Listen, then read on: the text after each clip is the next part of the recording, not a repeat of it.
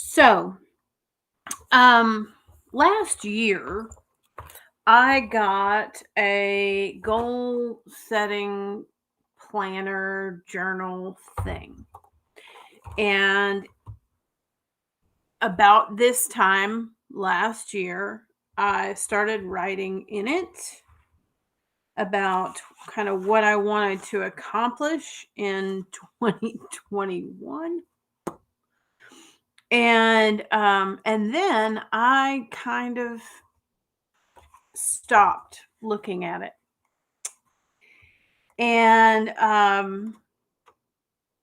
and I'll tell you why and what happened when I picked it up today to decide whether I was going to buy another journal since I didn't actually use this one the way I intended. Before we get started on that, let me introduce myself. My name is Jennifer Kelly. I'm the creative genius behind Elephant Sandwich. I help business owners figure out a marketing plan and implement it. And maybe I'm not off to such a great start when I'm going to share with you how I started a plan and didn't follow through necessarily. So what had happened was I wanted this planner 2 years ago, and I asked for it for my birthday, and somebody didn't order it, and I got very annoyed with that somebody. And then last year I I got one for free. That's just all I'm going to say about that. I signed up for something and somebody did me a solid and sent me this really amazing goal setting planner for women. It's called Cultivate What Matters. And then one of the ladies that I follow with online does a yearly thing where she, goes through and gets her goals set up so that when January comes, she's ready to hit the ground running. And so last year around this time, I got my handy dandy goal setting journal. I did and one of the things that's really cool about this is that you're not just sort of grabbing a goal from thin air. You're doing some background work, you're doing some writing and some brainstorming and looking at values and paying attention to a much bigger, broader picture before you start setting your goals for the year. And so you kind of go through this and take a look at kind of where you are and where you want to be, things that are important to you, what makes you feel alive, what fires you up, because this is going to help you shape these goals that you're going to set.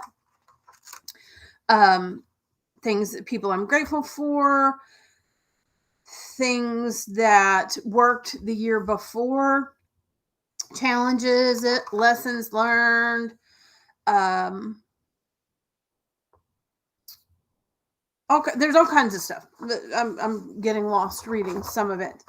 Um, and I did all the background work and I set the goals and I wrote out some things about my intentions surrounding the goals. And and I kind of got started that first quarter, and then nothing happened. And then I stopped writing and I stopped looking at it.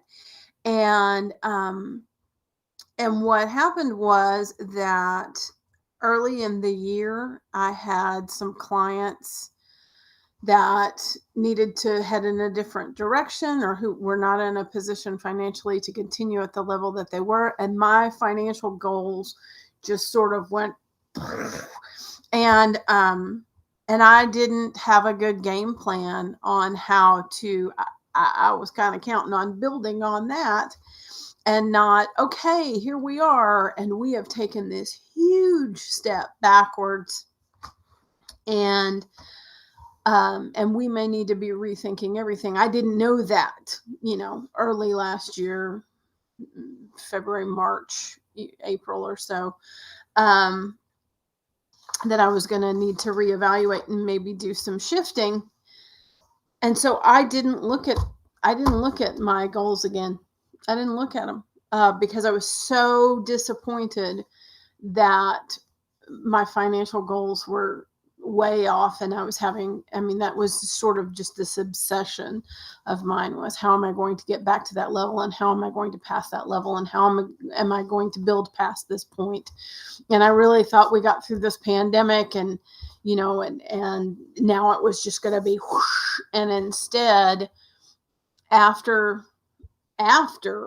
people started going back to work, that's when my clients kind of changed. And it took me a little bit to kind of figure out why, that they had had some assistance, and then the assistance was gone. So I never looked at it. And today I've been kind of kicking around, do I want to do this again? I know I didn't use this the right way. And so I pull out the goal planner thing, and I start looking at the work I did last year.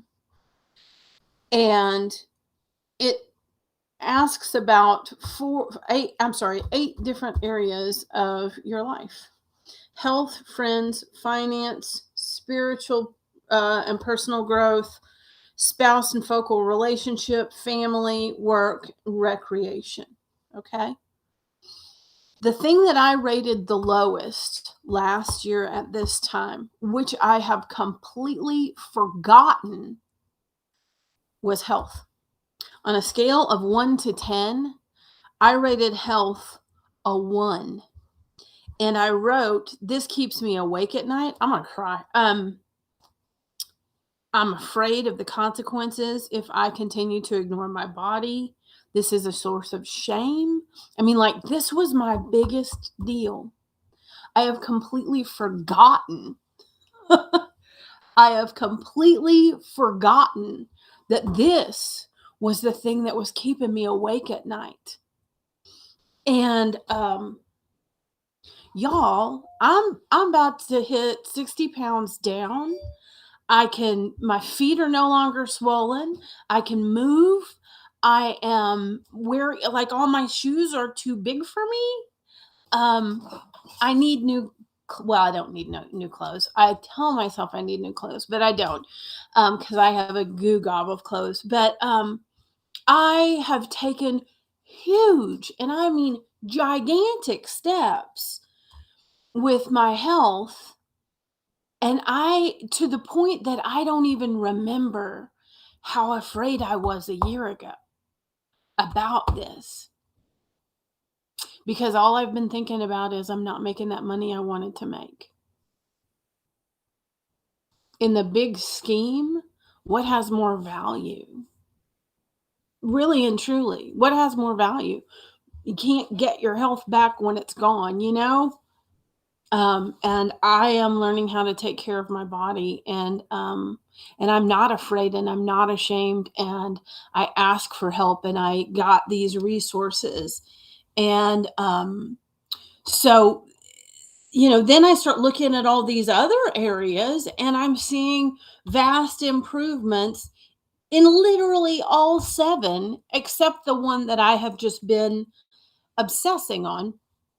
And I I have taken steps and am taking action to change some things up, so that I put myself in a much better position to reach those goals. And so, by writing these things down, by going through and checking off, and having something to look back on and say, oh my gosh, this is where I was 12 months ago. And I don't even remember it, because I've been so consistent in taking action in that area. That fear isn't there anymore. I know what's going on with my body. I know what my blood work. By the way, I got blood work done. Well, that was one of the first steps, and discovered I was one of the healthiest big people you've ever seen in your life. I mean, it wasn't comfortable, but as far as my numbers and blood work went, I wasn't in any real danger. My body wasn't functioning the way I needed to. And so just getting information started this relief. But then I also got a health coach, and I got an eating plan, and my husband and I kind of started on this journey that's been amazing. And so I think I've decided that that I need to either start over with this journal since so much of it is not used, or to get another one, and really do the work, because I didn't even think about how far I've come in every area, because I was so busy looking only at my bank account, which, by the way, it's not like I was going places. I paid off my car. I gave myself a raise by paying off my car.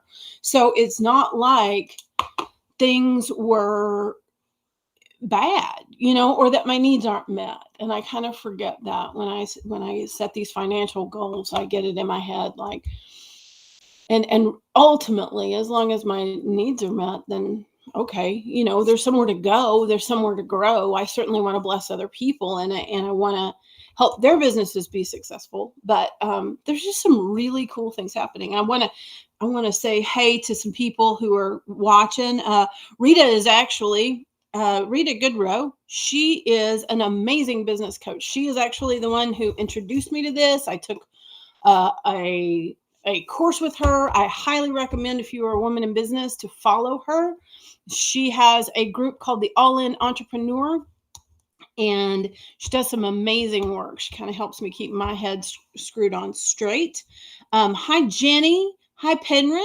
So I'm so glad that you guys tuned in. So this is just a reminder of why not only do we need to write the goals down, but we need to check back in with them and keep working, even if you're falling short. I think that's been my big aha, is I wasn't falling as short as I thought I was. I was getting very narrow-minded. I was getting tunnel vision, and it was keeping me from seeing the big picture, which is there was some pretty serious progress being made, and I was missing some celebrations that I could have and should have been having as each of these areas of my life were improving. So, hope that's helpful to somebody. Let me know how you document your goals for a year or a season or the week. Do you journal? Do you have a place where you write those things down? Are you one of those people who write it on the mirror? How do you make plans for the future? Let me know, because I'm open to new ideas and I'd love to hear about it. That's all I wanted to share with you today. I will be back again real soon. Thanks so much, and I will see you again, probably tomorrow. Have a great day. Bye, y'all.